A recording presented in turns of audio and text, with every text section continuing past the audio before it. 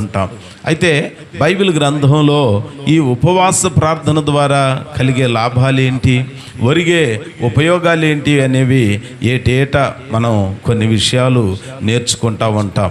ఉపవాస ప్రార్థన ఉజ్జీవాన్ని ఇస్తుందని, ఉపవాస ప్రార్థన మేలును దయచేస్తుందని, కీడులన్నిటినీ లయపరుస్తుందని, అలాగనే ఉపవాస ప్రార్థన దేవుని మనస్సును మారుస్తుందని మనం నేర్చుకుంటూ చదువుకుంటూ వింటూ ఉన్నాం. అయితే ఈ ఉపవాస దినాల్లో దేవుని ద్వారా మనం మేలు పొందుకోవటానికి, దేవుని ద్వారా మనం ఆశీర్వాదం పొందుకోవటానికి, దేవుని ద్వారా అంతకంతకు కృపను పొందుకొని కృపలో వర్ధిల్లటానికి మనం చాలా సందర్భాలలో ప్రయత్నాలు చేస్తూ ఉంటాం. కొన్నిసార్లు కొంతమంది అంటారు, ఇక దేవుడే నిర్ణయించిన తర్వాత ఇక ఎవ్వరు ఏమీ చేయలేరండి అని అంటారు. ఇక ఇది దేవుడు నిర్ణయించాడు కాబట్టి ఈ ఆపద నుంచి బయటపడటం కానీ, ఈ కీడు నుంచి నువ్వు తప్పించుకోవటం కానీ నీ వల్ల కానే కాదని చెప్తారు. అయితే బైబిల్ గ్రంథంలో అపోస్తలుడైన పౌలు భక్తుడు ఒక చక్కని విషయాన్ని, ఒక చక్కని మాటని,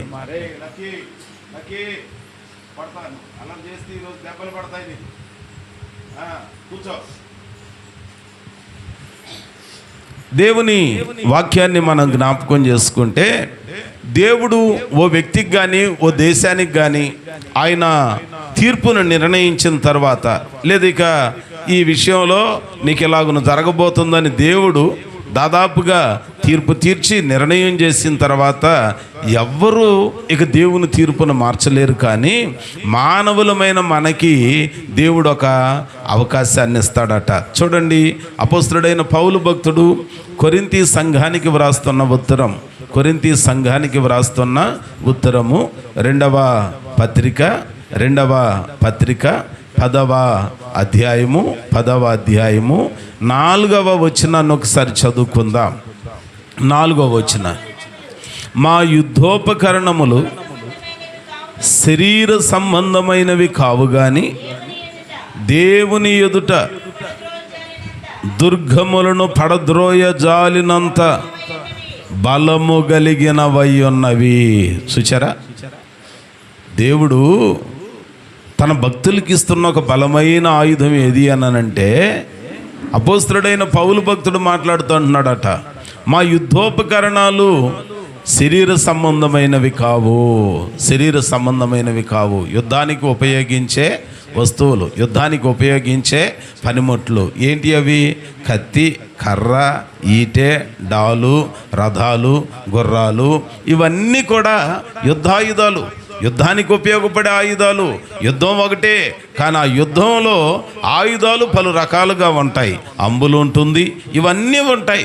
అట్లాగనే ఆ యుద్ధోపకరణాలు భౌతికమైనవి, శరీర సంబంధమైనవి అయితే, దేవుని ఎదుట దుర్గములను, దేవుడు కట్టిన ఓ శాసనాన్ని పడద్రోసే శక్తి ఏ వ్యక్తికి, ఏ శక్తికి లేదు. కానీ ప్రార్థన అనే ఆయుధానికి మాత్రం ఉన్నదంట. అందుకని ఆయన అన్నాడు, మా యుద్ధోపకరణములు శరీర సంబంధమైనవి కావు, దేవుని ఎదుట దుర్గములను పడద్రోయ జాలినంత బలము కలిగినవి.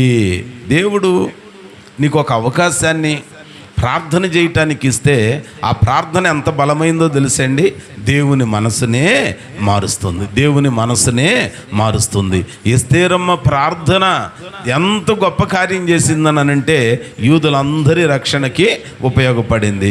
అట్లాగనే యెహోషువపాతు ప్రార్థన 3 శత్రురాజుల పైన విజయాన్ని తీసుకొచ్చి పెట్టింది.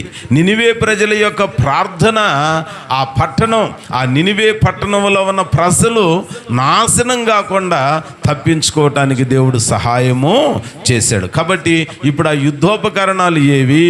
యుద్ధానికి ఉపయోగించే ఆయుధ ఓ శ్రేష్టమైన ప్రత్యేకమైన మాట చూడండి. బైబిల్ గ్రంథంలో లూకాసు వార్త 7వ అధ్యాయము, లూకాసు వార్త 7వ అధ్యాయము 38వ వచనం చదువుకుందాం. 38వ వచనం, వెనుక తట్టు ఆయన పాదముల యొద్ద నిలువబడి ఏడ్చుచు కన్నీళ్లతో ఆయన పాదములను తడిపి తన తల వెంట్రుకలతో తుడిచి ఆయన పాదములను ముద్దు పెట్టుకొని ఆ విలువైన అత్తరు పాదములకు పూసెను. ఇక్కడ సందర్భం ఏంటన్నానంటే, ఓ ఊర్లో పాపం చేస్తూ పట్టబడిన ఆ స్త్రీని వాళ్ళ అమ్మా నాన్న పెట్టిన పేరు ఉంది, కానీ ఆమె స్థితిని బట్టి ఆమెకి పాపాత్మురాలని వీళ్ళు పిలవటం మొదలుపెట్టారు. తరుముకుంటా వస్తున్నారు. ఇదిగో ఈయన బోధకుడు కదా, మొత్తానికి ఇక్కడికి వచ్చింది కదా, ఇంకొచ్చి మరి ఇక్కడ ఆయన పాదాలు పట్టుకుంటుంటే ఈయన ఏ మాత్రం కూడా గద్దించట్లేదేంటి? యేసయ్యేమో పరిశుద్ధుడు, నేను దేవుని కుమారుణ్ణని చెప్తున్నాడు, అబ్రహాము కంటే ముందున్నానని చెప్తున్నాడు, నేను పరము నుంచి వచ్చానని చెప్తున్నాడు. మరి ఈ పాపాత్మురాలు ఆయనను తాకుతుంటే కనీసం మందలించటం కానీ లేకపోతే ప్రక్కకి గెంటి వేయటం కానీ చేయట్లేదు ఏంటి అని చెప్పి వాళ్ళల్లో వాళ్ళు అనుకుంటున్నారంట. అయితే ఆ కన్నీటితో కూడిన ఆమె ప్రార్థన, కన్నీటితో కూడిన ఒప్పుకోలు బుద్ధి ఆ స్త్రీకి చేసిన గొప్ప ప్రతిఫలం ఏంటనంటే, వాక్యంలో అంటాడు, అమ్మా నీ పాపములు క్షమించబడినవి, ఇక సమాధానము కలిగిన దానవయ్యి పొమ్ము అని అంటాడు. అంటే కన్నీటితో గనక మనం దేవుని సన్నిధిలో ప్రార్థన చేస్తే ఏం దొరుకుతుంది? మనకి పాప క్షమాపణ దొరుకుతుంది. రెండవది, హిజ్కియా యెషయా గ్రంథం 38వ అధ్యాయము 5-6 వచనాలలో అంటాడు, ఏమని అంటాడో తెలుసా? ఇదిగో నీవు కన్నీరు విడుచుట నేను సూచితని. అంటే కన్నీటితో గనక మనం ప్రార్థన చేస్తే పాప క్షమాపణ దొరుకుతుంది. రెండవది, మరణము జీవంగా మార్చబడుతుంది. మూడవది, తరిగిపోయే ఆయుష్ పొడిగించబడుతుంది. నాలుగవది, కాపుదల దొరుకుతుంది, భద్రత దొరుకుతుంది. అందుకనే దేవుని సన్నిధిలో మనం కన్నీరు కార్చి ప్రార్థన చేస్తే దేవుడు గొప్ప ప్రతిఫలాన్ని ఇస్తాడు. హన్నా షిలోహులోని దేవుని మందిరములోనికి పోయి కన్నీటితో, ఎట్లాగునంటండి, కన్నీటితో ప్రార్థన చేస్తూ ఆమె ఒక మొక్కుబడి చేసుకున్నదట.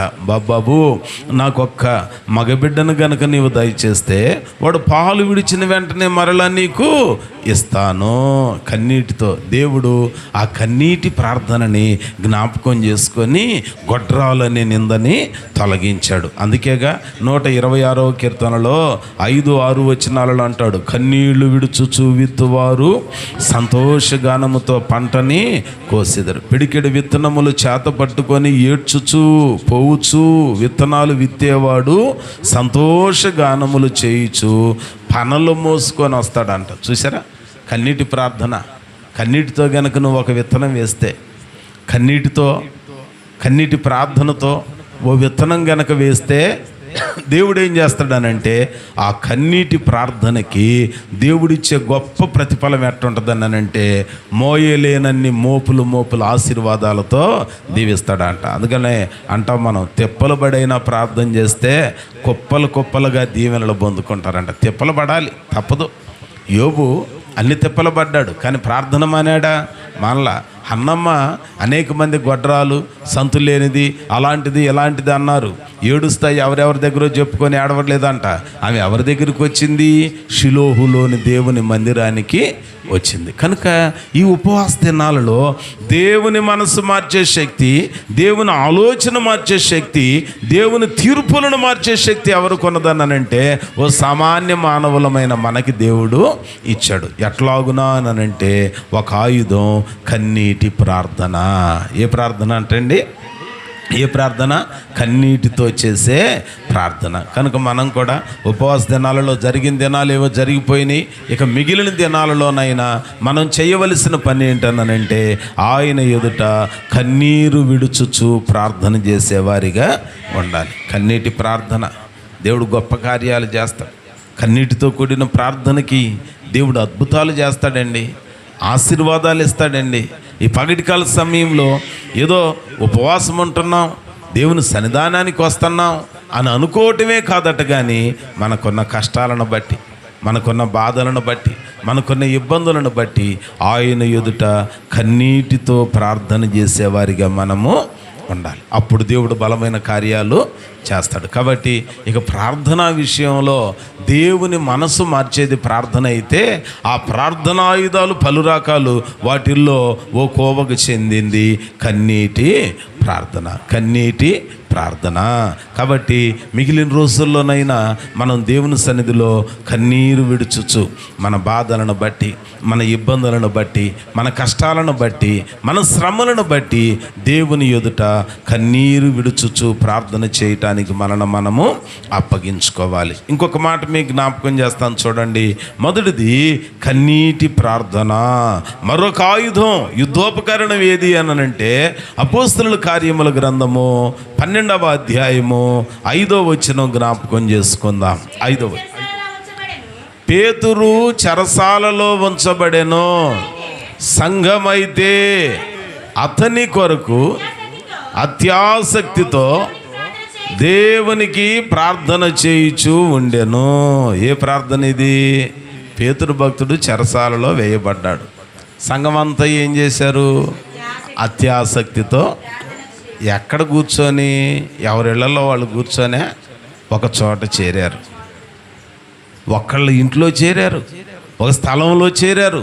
వారందరూ కూడి, సంఘముగా కూడి, సహవాసంగా కూడి దేవునికి ప్రార్థన చేయటం మొదలుపెట్టారు.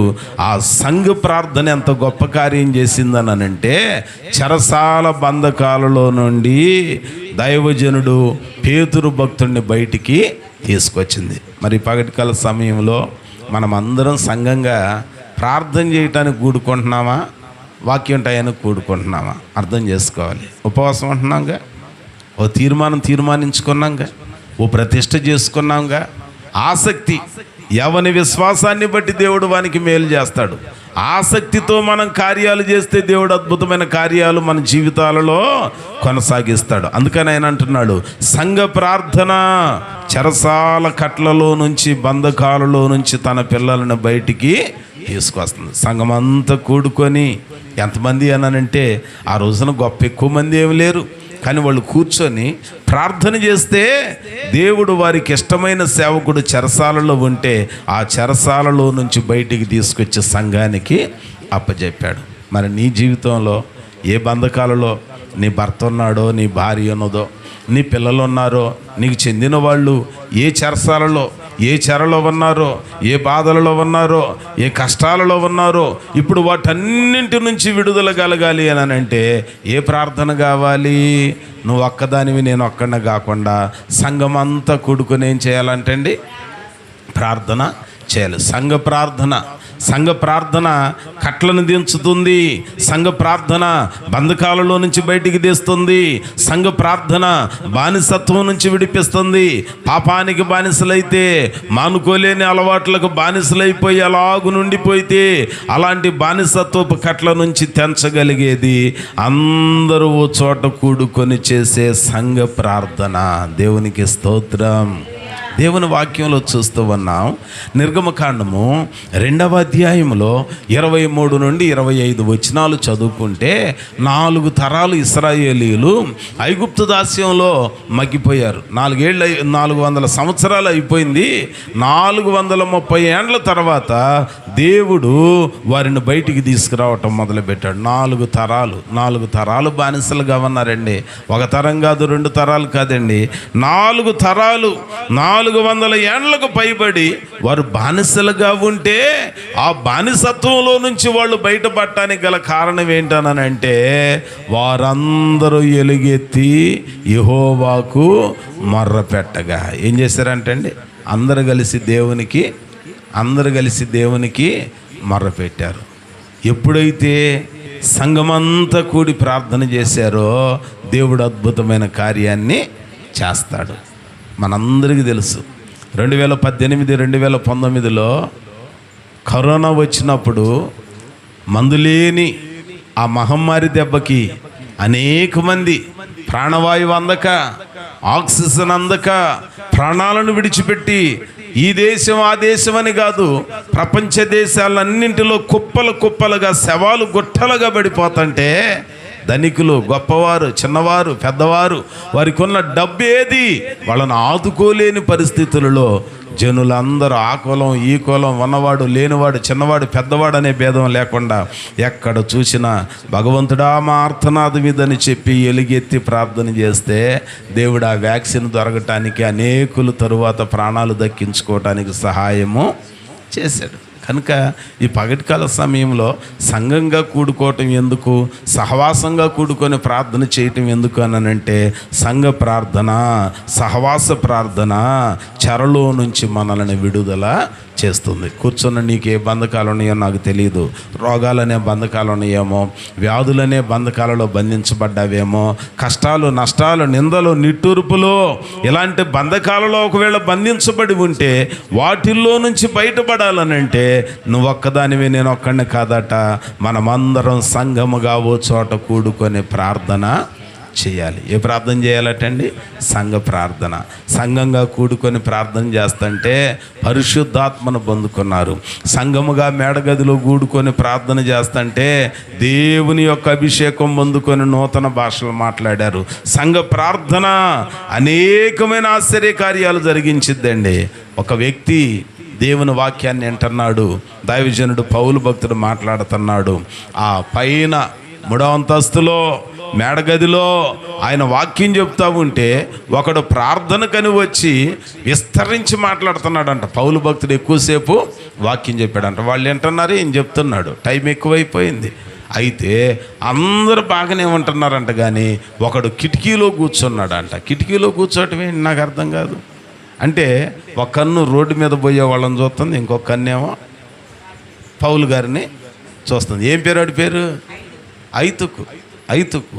అంటే ఎంత గొప్ప దేవుడయ్యా, మా కిటికీల్లో కూర్చోకుండా చేసేవులేయ్యా, పైగా మేము 3వ అంతస్తు 4వ అంతస్తు కాదులేయ్యా, మేము పడిన సావంలేయ్యా, మేము పడిన ఏం ఎరగదులేయ్యా అనుకుంటున్నారా? అంటే నువ్వు బాగానే ఉంటావు, నువ్వు గనక దేవుని మీద మనసు పెట్టకపోతే పరిశుద్ధతలో నిర్జీవం అయిపోతావు, భక్తి జీవితంలో చల్లారిపోతావు, ఆధ్యాత్మికంగా చచ్చిన పరిస్థితికి వెళ్ళిపోతావు. ఆ మధ్య ఆయన ఎవరు అన్నాడంట, చచ్చిన చేపకైనా విలువ ఉందంట, కానీ మళ్ళీ ఏనిపోయింది, నాకు ఎందుకు వచ్చిన గోళ్ళే కానీ అమ్మ అందుకనే భక్తి జీవితంలో ఎప్పుడు కూడా చచ్చిన చేపలలాగా ఉండకూడదట, కానీ సజీవమైన వారిగా ఉండాలి, సజీవమైన వారిగా ఉండాలి. ఆ కిటికీలో కూర్చున్నాడు, కిటికీలో కూర్చొని ఇటు ప్రక్కన వాక్యం వింటున్నాడు, రోడ్డును పోయే వాళ్ళని చూస్తున్నాడంట. వీడి తూకం రోడ్డు మీదకి ఎక్కువ ఉంది, నిద్ర వచ్చింది. ఈయన బోధ పట్ల ఆ నిద్రమత్తులో కాస్త తూకం ఎక్కువసేపు రోడ్డు వంక చూశాడు, గామాల మెడ అటే పెట్టాడు, బరువు అటు ఉంది, దడేలుమని కింద పడ్డాడు. పడగానే కేకలు పెట్టారు, అయ్యో ఇంకేముంది వీడు చచ్చాడు అన్నారు. ఎవరున్నారు అక్కడ? సంఘమంతా ఉన్నారు. పౌలు భక్తుడు కూడా. పౌలు అతని కొరకు ప్రార్థన చేయగా దేవుడు మరలా అతనిని అంటే సంఘంగా కూడుకొని ప్రార్థన చేస్తే మరణాన్ని జీవంగా మారుస్తాడు, కీడును మేలుగా మారుస్తాడు. అందుకనే సంఘ ప్రార్థన ఎంతైనా అవసరం. మీ అందరిని నేను అందుకని లాస్ట్లో అందరం కలిసి ప్రార్థన చేద్దాం, పిల్లలు లేని వాళ్ళ కోసం ప్రార్థన చేద్దాం, చదువుకునే వాళ్ళ కోసం ప్రార్థన చేద్దాం, ఇబ్బందుల్లో ఉన్న వాళ్ళ కోసం ప్రార్థన చేద్దాం అని అంటే 3 దాటిపోయింది, 3 గంటల 5 నిమిషాలు అయిపోయింది, స్తోత్రం అని పైకి కూడా శబ్దం రాదు. ఏంటో మరి నాకు అర్థం కాదు. అసలు నువ్వు ఈ 15-16 రోజులు పచ్చి మంచినీళ్ళు కూడా తాగనట్టుగా ఫీల్ అయిపోతున్నావు. అరే ప్రార్థన చేయటానికే మనం సమర్పించుకుంది, దేవుని ఎదుట మనం చేయటానికే మనం సమర్పించుకుంది. ఆ ప్రార్థన సంఘంతో కలిసి ప్రార్థన చేస్తే చెరసాల నుంచి విడుదలిస్తుంది.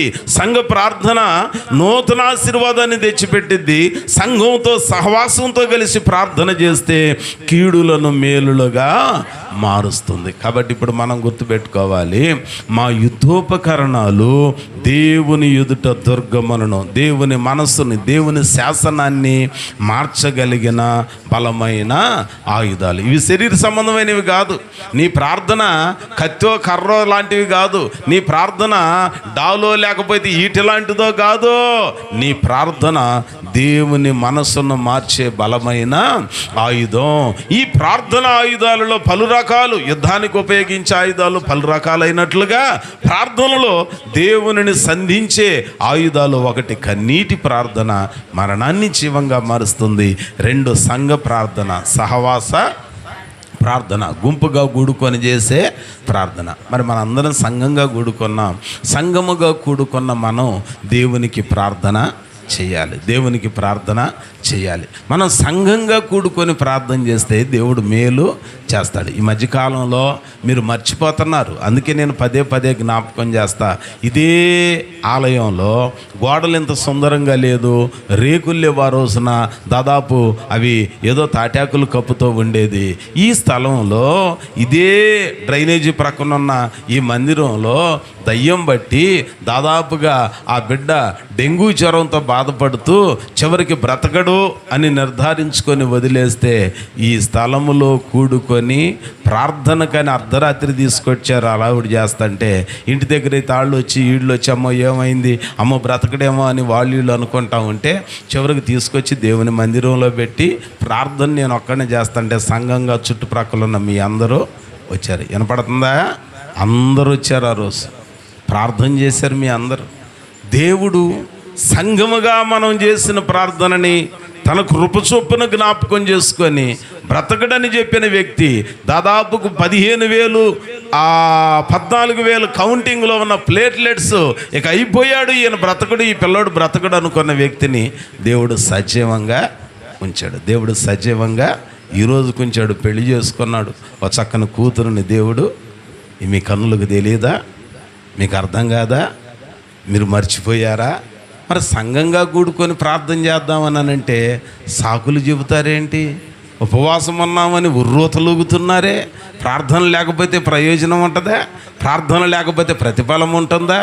దేవుని ఎదుటికి వచ్చిన తర్వాత మన ప్రార్థనకి జవాబు రావాలి అని అంటే సంఘముగా కూడుకొని ప్రార్థన చేస్తే దేవుని మనసు మార్చుకొని దేవుడు మనకి మేలు చేస్తాడు. ఇశ్రాయేలీయులు కూడా ఎలుగెత్తి ఏడ్చి యెహోవాకు మొరపెట్టారంట. ప్రభువా, యెహోవా, ఈ బానిసత్వపు సంఖ్యలలో మగ్గిపోతున్నాం, ఇక మా వల్ల కాదు, మేము బ్రతకలేము. బ్రతుకుదామంటే క్షేమం లేదు, చద్దామనంటే చావు మాత్రం రావట్లేదయ్యా అని వారందరూ ఎలుగెత్తి ఏడవగా 2వ అధ్యాయం చివరిలో నిర్గమకాండంలో అంటాడు, వారందరూ ఎలుగెత్తి ఏడవగా దేవుడు వారి మూలుగును విన్నాడు, వారి మరణాలకించాడు, వారి స్థితిని చూచాడు, వారి యందు దేవుడు లక్ష్యం ఉంచి వారిని బయటికి తీసుకొచ్చాడంట. కాబట్టి ఇప్పుడు మనం కూడా ఏం చేయాలి? సంఘముగా కూడి ప్రార్థన చేయాలి. సంఘముగా కూడి ప్రార్థన చేయాలి. సంఘ ప్రార్థన మనకు గొప్ప విడుదల, చెరలో నుంచి విడుదల మనకి దయచేస్తుంది. మరి పగటికాల సమయంలో ఏది నీకు చెరగా ఉందో, నీ ఇంటిలో ఏ సమస్య నిన్ను బంధించే చెరసాలలో ఉంచినట్టుందో ఆ బంధకాలన్నిటిలో నుంచి బయటపడాలనంటే మనందరం సంఘముగా కూడిన తర్వాత ప్రార్థన చేయాలి. ఆ ప్రార్థనకి దేవుడు మేలు చేస్తాడు. ఇంకొక మాట మీకు జ్ఞాపకం చేస్తాను చూడండి. మొదటిది కన్నీటి ప్రార్థన. ఏం చేస్తుంది? మరణాన్ని జీవంగా మార్చి దేవుని కనికరం పొందుకోవటానికి సహాయం చేస్తుంది. రెండవది సంఘ ప్రార్థన చెరసాల నుంచి, కట్ల నుంచి, బంధకాల నుంచి విడుదలనిస్తుంది. మూడవది ఇంకొక ప్రార్థన జ్ఞాపకం చేస్తా చూడండి. యాకోబు పత్రిక, భక్తుడైన యాకోబు రాసిన పత్రిక 5వ అధ్యాయము 17-18 వచనాలను చదువుకుందాం. ఏలియా మన వంటి స్వభావము గల మనుషుడే, వర్షం పడకుండా ఆగునట్లు అతడు ఆసక్తితో ప్రార్థన చేయగా 3.5 సంవత్సరముల వరకు భూమి మీద వర్షము వర్షింపలేదు, అనగా కురవలేదు. అతడు మరలా ప్రార్థన చేయగా ఆకాశము నుండి వర్షము కురిసెను. చాలు, దేవునికి స్తోత్రం. చూసారా, బైబిల్ గ్రంథం, దేవుని వాక్యం మన జ్ఞాపకం చేస్తున్న ఒక మాట. మరొక ప్రార్థన ఏది అనంటే ఆసక్తితో కూడిన ప్రార్థన. ఏ ప్రార్థన అండి? ఆసక్తి ఉండాలి. ఇష్టంతో పనిచేస్తే కష్టం అనిపించదంట, కష్టమని అనిపించదు. ఆసక్తితో ప్రార్థన చేస్తే అది మనకు కష్టం అనిపించదంట. ఆసక్తి లేకపోతే ఏంటి అగచాట్లు మాకు అన్నట్టు ఉంటుందంట. అందుకే ఆసక్తితో మనం ప్రార్థన చేసేవారిగా ఉండాలి. ఈ పగటికాల సమయంలో దేవుని సన్నిధిలోనికి వచ్చిన నీవు నేను గుర్తుపెట్టుకోవాలి. అప్పుడప్పుడు ఈ మాటలు చెప్తే మీరు అనుకుంటారు, ఆ యోబు ఎంత గొప్ప భక్తుడోనండి, ఆయన కంటే దేవుడు 2 అంతలు మేలు చేశాడండి. ఏలియా సామాన్యమైన వ్యక్తి అండి, ఆయన ప్రార్థన చేయగానే ఆకాశం నుండి వర్షం దిగిందండి. సామాన్యం కదండి, ఆయనకు వల్లే మనం ఎక్కడ ఉంటామండి అని సాకులు చెబుతారు. వీళ్ళు చేయరు, చేసేవాడుకున్న విశ్వాసంలో ఉండనీరంట. అందుకనే దేవుని వాక్యంలో అంటాడు, ఏలియా మన వంటి స్వభావము గల మనుషుడా దేవదూత? మనుషుడా దేవదూత అండి? మనుషుడే, మన వంటి స్వభావం గలవాడే, మనలాంటి వాడే. యెజ్బేలుకు సవాలు సిరితే మరణాపేక్ష పట్టుకున్నది, ప్రాణభయం పట్టుకున్నది కదండి. ఆకలితో బాధపడతావన్నాడు, అయా నా గతి ఏంటి అని అన్నాడు అంట. ఏలియా మన వంటి స్వభావం గలవాడే, ఆయనకి ప్రాణభీతి ఉన్నది, ఆకలి దప్పులు ఉన్నాయి, నీకున్నాయి, ఆయనకున్నాయి. కానీ ఆయన ప్రార్థనకి జవాబు రావటానికి, అద్భుతం జరగటానికి కారణం ఏంటనంటే ఆసక్తితో కూడిన ప్రార్థన.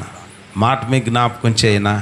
అప్పుడప్పుడు మీరు అనుకుంటారు, ఆయన ఎట్నే చెబుతాడులే ఎక్కడ జరుగుతాయనంటే, ఈ స్థలంలో ఎంతమంది దయ్యాల చేత బంధించబడిన వాళ్ళు విడుదల పొందారు, ఎంతమంది అయిపోయాయి జీవితాలు అనుకున్న వాళ్ళకి నూతనమైన జీవాన్ని ఇవ్వలేదు, ఎంతమందికి దేవుడు మేలులు చేయలేదు. అచ్చంపేట మండలం పెదపాలెం గ్రామంలో పరిచర్య జరిగిస్తున్న దినాలలోనండి ఇంచుమించుగా అది 96-97 సంవత్సరం, 1996-97 సంవత్సరాలలో ఊరికి ఆ చివర హెబ్రోను సహవాసానికి చెందిన ముత్యమయ్య గారు అని చెప్పి మంచి సేవకులు ఉండేవాళ్ళు. పెద్ద ఆయన చౌదరీస్లో నుండి ప్రభువుని అంగీకరించి రక్షింపబడిన ఓ మంచి సేవకులు. ఊరికి చివర శ్రీనివాస్ కాలనీ అనేది, అక్కడ మనకు ఒక మంచి సంఘాన్ని దేవుడు ఏర్పాటు చేశాడు. ఆ రోజుల్లో కొద్దిమందేలేండి, ఆ తర్వాత దేవుడు కార్యాలు చేశాడు. అక్కడ ఉన్న వాళ్ళందరికీ ఒక ఆనవాయితీ ఏంటనంటే, మెట్ట భూములు, మెట్ట పొలాలు, వారికి ఆ కాలువలు ఉండవు, నీళ్లు ఉండవు. ఆ ప్రతి మిరప వేసిన తర్వాత తొలకరి వానలు వచ్చాయి, మొత్తానికి పంటలు వేశారు. వేసిన తర్వాత ఆ మొక్కలు కాస్త పెరిగిన తర్వాత వర్షాలు లేవు. పెట్టుబడి పెట్టారు, ఎరువులు మందులకి చాలా ఖర్చు చేశారు, పెరికి వేయటానికి వల్ల కాదు. ఇంచుమించుగా అవి వేసి కొన్ని రోజులు అయిపోయినవి. ఆ పొలాలండి ఎండిపోయి ఆ పచ్చని మొక్కలు వాడిపోయి వాటి మధ్యలో భూమి నెరలు విడిచింది.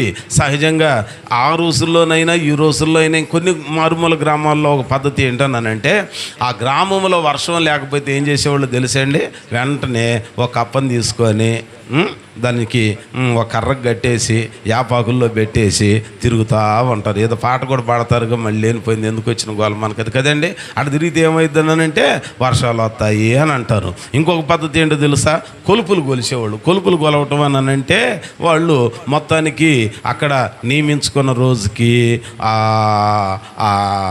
ఆ బలిపశువుని తీసుకోవటం, దాని రక్తం ఆ పొలిమేర చుట్టూ తిరుగుతూ నలుదిగ్గుల చిమరిస్తే, అలాగును ప్రోక్షించితే ఆ గ్రామానికి ఉన్న పాపం తొలగిపోయి దేవుడు దయ చూపించి వర్షాలు పంపిస్తారనేది అక్కడున్న నమ్మకం ఈనాటికి కొన్ని గ్రామాల్లో ఉన్నది. సరే, పెదపాలెంలో అసలు ప్రార్థన అలవాటు లేని శ్రీనివాస కాలనీలో ప్రార్థన మొదలుపెట్టాం. దేవుడు కొందరు బాప్తిస్మం పొందుకోవటానికి సహాయం చేశాడు. ఇప్పుడు వర్షాలు లేవు, పంటలు పాడైపోయినవి. ఆ మైకు గొట్టాలు ఇట్లాగను బాక్సులు ఉండవండి. దాదాపుగా ప్రక్కన 2-3 గ్రామాలకు వినపడేది. చల్లబోట దేవుని వాక్యం వింటా ఉంటారు. సరే, ఇక అక్కడ మాట్లాడుతూ ఒక రోజున అన్నారు, అయ్యా పాస్టర్ గారు, వర్షాలు లేవయ్యా, మరి మేమేమో బాప్తిస్మం పొందాము, యేసు ప్రభు మార్గంలోనికి వచ్చాము, మరి ఇప్పుడు మేము ఆ ప్రార్థనా పద్ధతికి భిన్నంగా ముడుపు గట్టి కొలుపులు కొలవాలి, మా ఇళ్లలో భర్తలు ఊరుకోవట్లా, మరి ఏం చెయ్యాలి మేమన్నానంటే, అమ్మా మీరు జీవ మార్గంలోనికి నడిపించబడ్డారు, ఆ పరిస్థితులన్నిటిని విడిచిపెట్టారు, యేసు ప్రభు మీకు మేలు చేశారు, మళ్ళీ ఆ దారిలోకి వెళ్ళకూడదనంటే మరి వర్షాలు రావట్లేదుగా. మీ దేవుడు నిజమైన దేవుడైతే వర్షం కురిపించితే మేము మిమ్మల్ని కొలుపులకు రమ్మని అడగం, మరి మీరందరూ ప్రార్థనకి వెళ్తున్నారు కదా, వర్షాలు కురిపించండి అని అన్నారంట. ఏం చెయ్యాలి? ప్రార్థన చేయటం మొదలుపెట్టాం. వర్షం కోసం కన్నా ముందు బాప్తీసం తీసుకున్న ఈ 10-15 మంది మళ్ళీ లోకానికి వెళ్ళిపోతారేమో, దీనికోసం ఇటు తిరిగిన వాళ్ళు మళ్ళీ వెనక్కి తిరుగుతారేమని ఇక మేము కూడా ఉపవాసం ఉన్నాం, ప్రార్థనలో కూర్చున్నాం. 3 దినాలు సమర్పించుకున్నాం. ఒక రోజు అయిపోయింది, 2వ రోజు అయిపోయింది, 3వ రోజు రాత్రికి ఆఖరి కోడిక. 3వ రోజు ఇన్ని రోజుల కన్నా ఎక్కువ ఎండ వస్తుంది. అబ్బో, ఇక వర్షం సంగతి ఏమో కానీ మామూలుగా అయితే ఎవరికన్నా నమ్మకం ఉంటే నమ్మకం నీరు గారిపోతుంది. ఇదే మాట చెప్తున్నా. ఏలియా గురించి మాట్లాడటం మొదలుపెట్టా, ప్రార్థన చేస్తూ ఉన్నాం. ఆ చివర్లో అన్న దేవుడు ఈ రాత్రి మోపైన వాన కురిపించబోతున్నాడు, త్వరగా మీ ఇళ్ళకి వెళ్ళిపోయింది అన్నాం. ఆమెనని కన్ను తెరిచిన తర్వాత నల్లగా మేఘాలు ఆవరించటం, చేపలు సర్ది గుడిలో వేసి వాళ్ళు ఇంటికి వెళ్ళేలాగా దూరంగా ఇళ్ళు ఉన్నోళ్ళు తడుచుకుంటా వెళ్ళిపోయారు. ఈవెన్ నౌ టుడే, ఈ రోజుకి ఊర్లో ఉన్న కమ్మవారైనా, కాపువారైనా, రెడ్లైనా, యాదవులైనా, కడకు ముసల్మాన్కు చెందిన వాళ్ళైనా, వాళ్ళెవ్వరైనా సరే ఊరు బయట ఉన్న మన చర్చి దగ్గరికి వచ్చి, పీటర్ ఉంటున్నాడు ఇప్పుడు, అక్కడికి వచ్చి విత్తనాలు వేసేటప్పుడు గుడి ముందు ఆపి ప్రార్థన చేయించుకొని వెళతారు. దేవునికి స్తోత్రం. ఏలియా మన వంటి స్వభావం గలవాడే, కానీ ఆసక్తితో ప్రార్థన చేస్తే దేవుడు అద్భుతాలు. నేను ఎక్కడెక్కడో జరిగినాయి చెప్పట్లా, పోనీ మీకు తెలియని ఊరు. అనగనగా ఒక ఊరు ఉంది, ఆ ఊర్లో రాజుగారు ఉన్నారు. రాజుగారికి 7 కొడుకులు అంటలా పిచ్చి బోధ. అంట అనేది నేను చెప్పను, చేతయిందే చెబుతా. దేవునికి స్తోత్రం. బైబిల్ గ్రంథం మనకు జ్ఞాపకం చేస్తున్నమాట. నమ్ముట నీ వలనైతే నమ్మువానికి వారిలో ఒంటరి అయిన వాడు ఆయన యందు మనం విశ్వాసం ఉంచితే అవమానాలనే సన్మానాలుగా మార్చే దేవుడు మనం ఆరాధించే దేవుడు. కాబట్టి ఈరోజు బైబిల్ గ్రంథం మనకు జ్ఞాపకం చేస్తుంది, ఆసక్తితో ప్రార్థన చేద్దాం. అక్కడ వర్షం ఆగిపోయింది. అతడు ఆసక్తితో ప్రార్థన చేస్తే మరలా వర్షం కురవమంటే నువ్వు కూడా ఆసక్తి చూపించాలి. దేవుని పని పట్ల ఆసక్తి చూపించాలి. దేవుని పరిచర్య విస్తరించడానికి ఆసక్తి చూపించాలి. కొంతమంది వ్యవహారాలకు చూపించిన ఆసక్తి దేవునితో మాట్లాడటానికి చూపించరు. కొంతమంది తుచ్చమైన పనికిరాని వాటిని వినటానికి చూపించిన ఆసక్తి దేవుని వాక్యాన్ని వినటానికి. మీరు కాదు, ఇశ్రాయేలు ఇదిగో నీ మెడ అలాంటిదనియు, నీ నుదుటి ఎలాంటిదనియు, ఇనుమనియు ఇత్తడనియు నేను ఎరుగుదును. అయ్యో యెరూషలేమా యెరూషలేమా, నీకు మేలు చేయవలనని ప్రవక్తలను పెందల కడే లేపి నీకు నా మాట వినిపించి తిని గాని నీవు విననొల్లకపోతివి. కోడి తన పిల్లలను రెక్కల క్రిందకు పిలిచినట్లుగా నేను పిలిచి తిని గాని నీవు రానొల్లకపోతివి, రావటానికి ఇష్టపడకపోతివి. ఎన్ని మార్లు, ఎన్ని రీతులుగా నీకు అర్థమయ్యేటట్లుగా వాక్యం వివరించి చెప్పినా వాక్యానికి లోబడలేకపోతున్నావా? దేవుని దగ్గరికి రానొల్లకపోతున్నావా? దేవుని మాటకి చెవినివ్వకపోతున్నావా? దేవుని మాటలు వింటుంటే నీ కోపం ఎక్కువైపోతుందా? అయ్యో, దేవుని వాక్యం అంటుంది, ఇదిగో యెరూషలేమా, రాయి మీద రాయి నిలవని దినాలు రానయ్యి ఉన్నవి.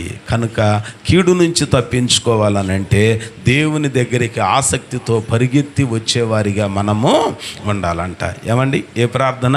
మొదటిది కన్నీటితో కూడిన, రెండవది సంఘముతో కూడిన, మూడవది ఆసక్తితో కూడిన ప్రార్థన.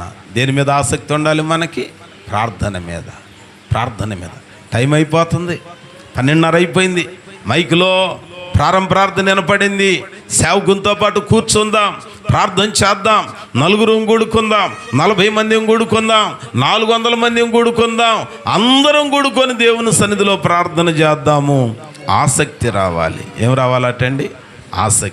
ఆసక్తి కలిగిన వారిగా మనము ఉండాలి. ఆసక్తి ఉంటే దేవుడు మన పట్ల గొప్ప మేలులు చేస్తాడు. ఆసక్తితో ప్రార్థన చేయాలి. మనం ఇన్ని మాటలు చెప్తుంటే మన మదిలో ఆసక్తి పుట్టాలి. కొంతమంది ఏముందలే, మన ఈ మధ్య ఒక ఆయన చెప్తున్నాడు, ప్రార్థన అంతా అయిపోయింది, ఊరి పేరు చెప్పాలన్న భయం ఏం మీకు? ఫోన్లు వచ్చినాయి కదా, అడిగేస్తారు మీరు. అంతా అయిపోయిన తర్వాత ఏంటి సంగతి, ఎందుకు వచ్చింది గొడవ మీ ఇద్దరికి, భార్యాభర్తలు కానీ అంటే అంటున్నాడు, ఏం లేదండి, వంట ఒకటి చేసిందండి, ఆ వంట నోటికి బహుదారుణంగా తయారయ్యి 2 రోజులు వాంతులు విరోచనాలు అయినాయండి, కోపం వచ్చింది అన్నారు. నేనన్నా, ఏం వంట చేసావమ్మాయి అన్న. నేనేం చేశాను అంకులు, యూట్యూబ్లో కొత్త వంట ఒకటి చూశాను, యూట్యూబ్లో చూసి నేను వంట చేశాను అంకులు. అంటే ఈ అమ్మాయికి ఎంత ఆసక్తి అండి. ఏం మీ అతను అడగకూడదా వంట నేర్పమని? నీకెంత టేక్కే నా తల్లే. అరే వాటిల్లో బైబిల్ వేసుకొని వెళ్తున్నావు నువ్వు విశ్వాసరాలుగా. రంగు బట్టలు కట్టదేమా, జల్లేదో పెళ్ళికి ముందే ఆమె 13వ ఏటే బాప్తిస్మం పొందిందంట. ఎంత గొప్ప ఆమె. కానీ అతను అడగదంట, అతను అడగదు. ఇంట్లో ఈమె చేసుకున్న అమ్మాయికి 2 అక్కలు ఉన్నారు, వాళ్ళని కూడా అడగదంట. ఎప్పుడన్నా వాళ్ళని కూడా అడగదంట. కానీ వీళ్ళ అత్త గిట్టనోళ్ళ ఇంటికి వెళ్ళి ఆమెతో మాత్రం మాట్లాడిద్దంట. ఎంత గొప్పోళ్ళు ఏంటి వీళ్ళు. యూట్యూబ్లో చూసి వంట చేయటం ఎందుకు, లేనిపోయిన తంటాలు తెచ్చుకోవటం ఎందుకు? పెద్ద దిక్కు తల్లి తర్వాత తల్లి లాంటిది కదా. ఆ ముసలమ్మని అడిగితే నీకు నేర్పేదిగా. ఏమండి, కొన్నిసార్లు ఎట్లాగానే ఉంటాయి. సెల్ఫీగో లేనిపోయిన తిప్పలు తెచ్చి పెడతాయి, లేనిపోయిన కష్టాలు తెచ్చి పెడతాయి. ఉపవాస దినాల్లో ఎటువంటి దయ్యాలన్నీ మారాలి. దేవునికి స్తోత్రం. అవి మారకుండా నేను ఆసక్తితో చేస్తున్నాను. ఏంటి ఆసక్తి? విరక్తే దేవునికి. దేవునికి విరక్తి దేవునికి విరక్తి కలిగించకూడదంట. కొంతమంది లోబడినట్టుగానే ఉంటారు. ఆ మధ్య సండే స్కూల్ పిల్లోడిని వాళ్ళ అమ్మ టిఫిన్ పెడతా ఏదో ఒకటి మాయ మాటలు చెప్పాలిగా తిన్న వాళ్ళకి. అయ్యా ఈ ఒక్క ముక్క తినరా, ఈ ఒక్క ముద్ద తినరా అని నోట్లో కుక్కుతూ వాడిని మాయ మాటలో పెట్టి, అరే ఈరోజు సండే స్కూల్ టీచర్ నీకేం కథ చెప్పారు సండే స్కూల్లో అన్నదంట వాళ్ళమ్మ. అంటే ఆ గుమ్మం ఎదురు డైనింగ్ టేబుల్ ఉంది, ఇంట్లో కూర్చొని పెడతా అప్పుడు ఆడు చెప్పాడంట, మమ్మీ ఈరోజు సండే స్కూల్లో అక్కే దినత్వం గురించి చెప్పింది మమ్మీ, ఆ ఒబిడియంట్ విధేయత గురించి చెప్పింది మమ్మీ అన్నాడంట. అరే దీనత్వం అంటే ఏంటనంటే ముఖంలో ఎప్పుడు రుసరుసలు కసకసలు ఉండకూడదంట, చాలా దీనంగా ఉండాలంట, జాలితో ఉండాలంట. మన చూపులు చాలా దీనంగా చూడటానికి అబ్బో ఎంతో సో సాఫ్ట్ అన్నట్టుగా ఉండాలంట అని చెప్పాడంటాడు. సరే బాగానే ఉంది. ఈలోగా గాడిదాళ్ళ గుమ్మం ముందు వచ్చి నిల్చుందంట. మూతి ఎట్టి పెట్టి నిల్చుంది, వీళ్ళ ఇంటి వైపు పెట్టిందంట. వెంటనే వాడు అన్నాడంట, మమ్మీ ఆ గాడిద కళ్ళు చూడు ఎంత దీనంగా ఉన్నాయో, ఆ గాడిద ముఖం చూడు ఎంత దీనంగా సాగిపోయి మూతి అంతా ఇంత పొడవుందో, దీనంగా ఉండటం అని అంటే అట్ట ఉండాలి మమ్మీ అని అన్నాడంట. అనగానే వాళ్ళమ్మన్నదంట, ఒరే ఆ గాడిద చూడటానికే దీనంగా ఉంటుంది కానీ వెనక్కి వెళ్ళి చూస్తే 2 కాళ్ళు ఎత్తి జాడిచ్చి తన్నిద్ది మన ముఖరంగే. కొంతమంది ఉంటారు, అరే లక్కీ అనగానే దీనంగా చూస్తాడు, వీడు గాడిద కన్నా ఘోరమైనాడు. తిరగొద్దురా అని అంటే ఆగుతున్నాడు. ఏమండి, దేవుని సన్నిధిలో దేవుని వాక్యం మన జ్ఞాపకం చేసే మాట ఇదేనంట. ఆసక్తితో ఎట్లాగునంటండి, ఆసక్తితో మన ప్రార్థన దేవునికి ఇంపైందిగా ఉండాలి అని అంటే ఆసక్తితో ప్రార్థన ఒక అద్భుతం ఊరు మొత్తాన్ని మార్చిద్దా లేదా? కఠినమైపోయిన వాళ్ళ గురించి అంటే మనం చెప్పలేం. వాత వేయబడిన మనస్సాక్షి ఉంటుంది కొంతమందికి, కొంతమందికి మనం ఏం చెప్పలేం, మనమేమీ చెప్పలేం. మనందరికీ తెలుసు ద్వారకా, ఈ ద్వారకా కాదు బైబిల్లో ద్వారకా. ఈ ద్వారకా అంట మొత్తానికి అపోస్తలుల కార్యాలకు మీరు అందరూ అట చూస్తే నాకు భయం వేసిద్ది లేనిపోయింది. చూడండి అపోస్తలుల కార్యముల గ్రంథంలో ఓ శ్రేష్టమైన సందర్భం. ఈ మాట చెప్పి నేను ముగిస్తాను. ద్వారకా సందర్భం గురించి చెప్తా, ఎంత మంచి మాట అక్కడ జ్ఞాపకం చేయబడుతూ ఉంటుందని అంటే ఆ ద్వారకాని గురించి 9వ అధ్యాయము ఆమె చనిపోవటం, స్నానం చేయించే శవాన్ని మేడగదిలో పెట్టడం, తర్వాత పేతురు భక్తుడు వచ్చి ఏం చేశాడో తెలుసండి, అందరూ ఏడుస్తూ చెబుతున్నారంట, ఎంత ఉపయోగపడిందయ్యా, ఎంత మేలు చేసిందయ్యా, అయ్యా అమ్మాయి ఎంత మంచిదయ్యా, అయ్యా ఇంటికి వెళితే కాదందయ్యా, ఉప్పు అడిగినా పప్పు అడిగినా నీళ్ళైనా నిప్పు అడిగినా. నిప్పు అంటే ఏంటి మీరు తగలేయటానికి అనుకుంటారు. ఇదివరకు పొయ్యి వెలిగించుకోవాలంటే నిప్పు పక్క వాళ్ళ ఇళ్లలో పొయ్యిల్లో తెచ్చుకునేవాళ్ళు. మీరేంటో మొత్తానికి మాటల వరవళ్ళు నిప్పు అన్నాడు అని అనుకోవద్దు. ఇదివరకు నిప్పు కూడా తెచ్చుకునేవాళ్ళు అన్నమాట, నిప్పు కూడా తెచ్చుకునేవాళ్ళు. ఇక ఇవన్నీ చెబుతా వాళ్ళు పేతురు భక్తుడు ఎదురు నిలిచారంట. అరే ఇప్పుడు ఏడుపేదో దేవుని దగ్గర ఆ అమ్మాయి జబ్బు పడినప్పుడు ఏడిస్తే మేలు కలిగేదిగా అనుకొని ఈయనకు కూడా ఏం చేశాడు, కోపం వచ్చి వాళ్ళందరినీ 40వ వచనం 9:40 పేతురు అందరినీ వెలుపలికి పంపి ఎవరిని అందరిని అంటే ఎందరో ఉప్పు తీసుకున్నవాళ్ళు, పప్పు తీసుకున్నవాళ్ళు, మంచినీళ్ళు పంపులు వచ్చేటప్పుడు 8 దాకా దుప్పటి దాన్ని పడుకొని తెల్లారి ఆంటీ ఓ బింది నీళ్ళు ఇవ్వవా అని అడుక్కొచ్చుకున్న వాళ్ళు ఉంటారే. ఎంత మంచిదో. నేను చీకటితో లేవకపోయినా మళ్ళీ మా అత్త వచ్చి నన్ను తిట్టకుండా పక్కింట్లోకి వెళ్ళి అడగగానే 2 బిందెలు ఇచ్చేది. ఒక బిందె అడిగితే ఇటువంటివన్నీ చెబుతున్నట్టు ఎంత మంచిదోనమ్మా, ఇంత తొందరగా పోయిందమ్మా, అమ్మ చాలా మంచిదమ్మా, చాలా మంచిది, తొందరగా పోయిందమ్మా అని ఏడుతున్నారంట. జబ్బుబడి ఉన్నప్పుడు తీపి పోటు ధనారంతో అమ్మ ఏడుస్తూ నిద్ర మానుకొని ఓ ఓ అని అరిసేటప్పుడు 4 వెళ్ళి ఆ మంచం చుట్టూ చేరి ప్రార్థన చేయొచ్చుగా. అప్పుడు చేయలేదంట. మేలు పొందుకున్నోళ్ళే, కానీ చచ్చిన తర్వాత ఈయన చక్కని మాటలు చెప్తా ఉంటే ఇటువంటి వాళ్ళందరిని చూసి అరే మీరు మారు మనసు పొందారు, బాప్తిస్మం పొందారు, సంఘంలో చేర్చబడ్డామని చెప్పుకున్నారు, ఒకటికి బాధ వస్తే 4 కూర్చొని ప్రార్థన చేయటం మానుకొని చచ్చిన తర్వాత వచ్చి కబుర్లు చెబుతారా అని వాళ్ళందరిని ఏం చేశాడంటండి, వెలుపలికి ఎక్కడికి పంపించాడు? వారందరినీ వెలుపలికి పంపి మోకాళ్ళుని ప్రార్థన చేసి శవం వైపు తిరిగి తబితా లెమ్మనగా ఆమె కన్నులు తెరిచి పేతురును చూచి లేచి అంటే ఎవరు కనపడతారు? ప్రార్థన చేసిన వాళ్ళే కనపడతారు. ఉట్టి మాటలు చెప్పేవాళ్ళు. అందుకు ఒక ఆయన అంటాడు, దేశం అంటే మట్టి కాదోయ్, దేశం అంటే మనుషులోయ్, ఉట్టి మాటలు కట్టి పెట్టబోయి గట్టి మేలు. అరే ఎంత చక్కగా చెబుతారండి మీరు. అసలు మా సంఘంలో అయితేనా అసలు ఉపవాసాల్లో ఒక్కసారి మా సంఘం వచ్చి చూడు, ఒకసారి మా ఏగారు చేయి పెట్టి ప్రార్థన చేస్తేనా, ఒకసారి మా ఏంటి వాళ్ళు ఏమన్నా రక్తం గరిచారా? అందరం పాపులమే. కానీ మాటలు కాకుండా దేవుని సన్నిధిలో కూర్చొని ప్రార్థన చేసేవారిగా స్తోత్రం చెప్పండి. ఇప్పుడు మోకాళ్ళుని తాను ఒక్కడు ప్రార్థన చేస్తే చచ్చిపోయిన దొరక తిరిగి లేచి ఆమెతో ఉపకారం పొందుకొని ఆపదలలో ప్రార్థన చేయని వాళ్ళని చూడలేదంటామా? ఆమె ఎవరిని చూచింది లేచి అనంటే తన కొరకు ప్రార్థన చేసిన దైవజనుడు ఆమెకి కనిపించాడు. తర్వాత ఏం చేస్తున్నాడంట, వాళ్ళందరిని పిలిచి వాళ్ళకి అప్పచెప్పాడు. ఆ చివరిలో 42వ వచనం 43 పేతురు యొప్పే అనే పట్టణములో సీమోను అను చర్మకారుని యొద్ద 42 ఇది యొప్పే ఆ ఊరిలో ఆ పట్టణమందంతటా తెలిసినప్పుడు అనేకులు ఏమంచారు? ఏం చెప్పారు? వాళ్ళకి కోటాలు పెట్టి వాక్యం చెప్పారా? మళ్ళా మన మాట ఏం జరిగింది అక్కడ? చచ్చిపోయిన అమ్మాయి బ్రతికిందంట. అమ్మో ఎంత గొప్ప దేవుడే యేసయ్య. పదపాలెంలో అన్ని కులాలకు అన్ని వర్గాలకు చెందిన వాళ్ళు ఆ గుడి ముందుకు వచ్చి బండి ఆపి ఎదబెట్టడానికి విత్తనాలు వేయటానికి ప్రార్థన చేయించుకొని వెళతారు.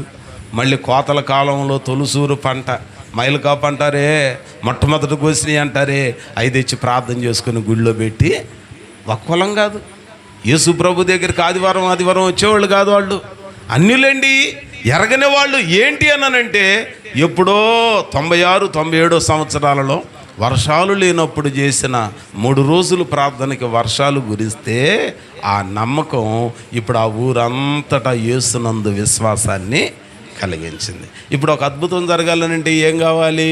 సంఘంగా కూడాలి, ఆసక్తితో ప్రార్థన చేయాలి, కన్నీరు దేవుని ఎదుట కార్చాలి. ఈ 3 ప్రార్థనలు దేవుని సన్నిధిలో అద్భుతాలను తెచ్చిపెట్టిద్ది.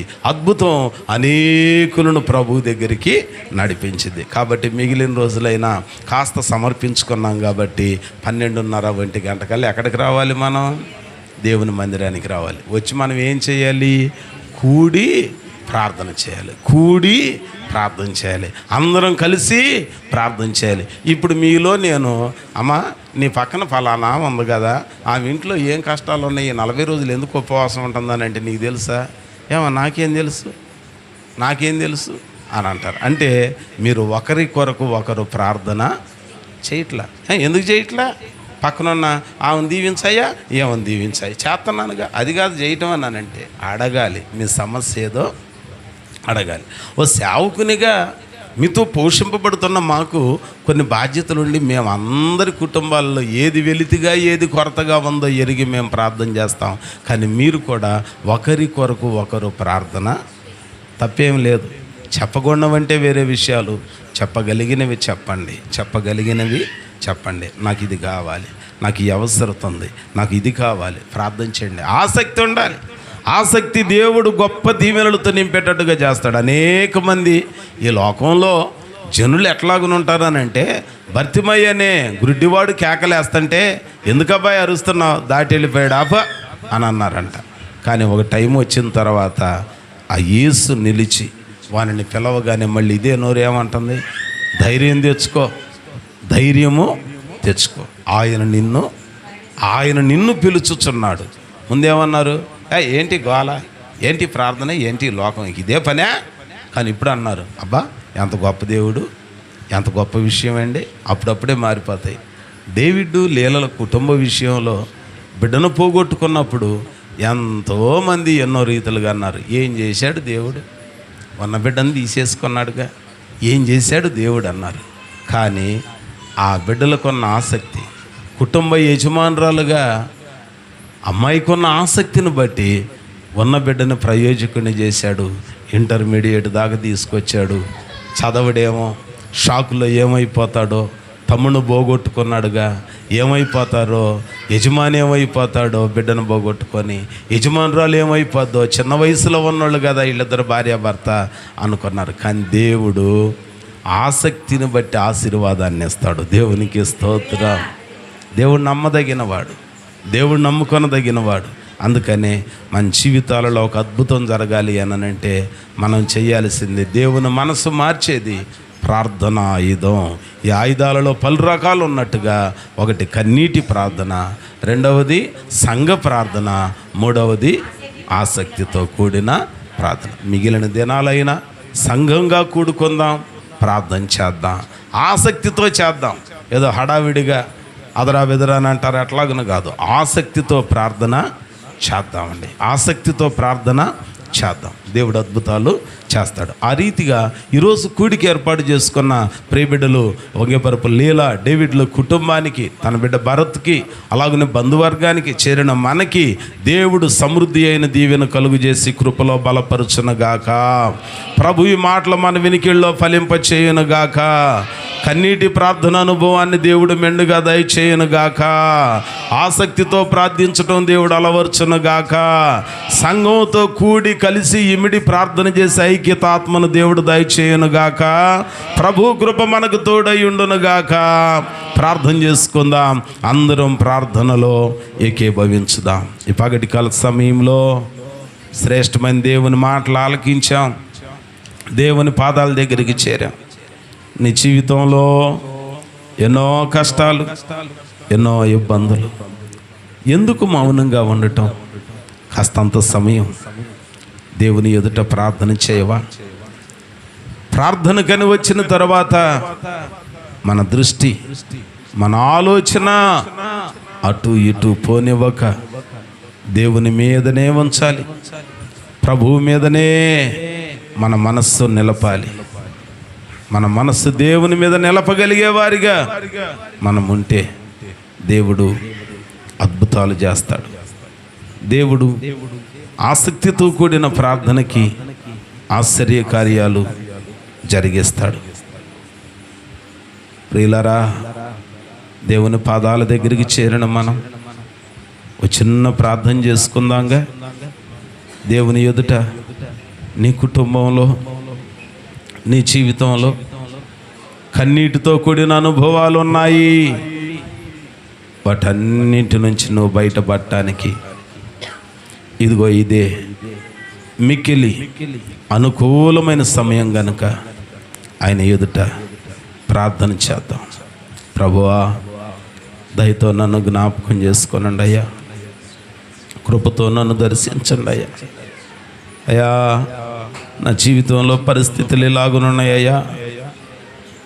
నా పరిస్థితులన్నింటిలో ఇరుకులతో, ఇబ్బందులతో కూడిన అనుభవాలు, బంధకాలు, శ్రమలతో కూడిన పరిస్థితులయ్యా, దయతో నన్ను దర్శించండి అయ్యా. ప్రార్థన చేద్దాం. ఒక 5 నిమిషాలు ప్రార్థన చేద్దాం. దేవుని సన్నిధిలో ఈ పూటకి ప్రార్థనా స్థలాన్ని విడిచిపోబోతున్నావు. దేవుని ఎదుట ప్రార్థన చేద్దాం నిండు మనసుతో. నీకున్న బాధలన్నీ దేవునికి తెలియచేసుకో. యెఫ్తా మిస్పాకు పోయి సంగతంతయు దేవునికి చెప్పుకున్నాడు. మనం కూడా ఒక చిన్న ప్రార్థన చేసుకుందాం. దేవా స్తోత్రం, ఆశ్చర్యకరుడా నా యేసయ్యా,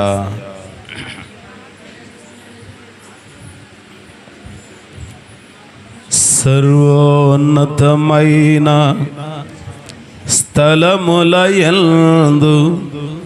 నీ మహిమ వివరింపగా,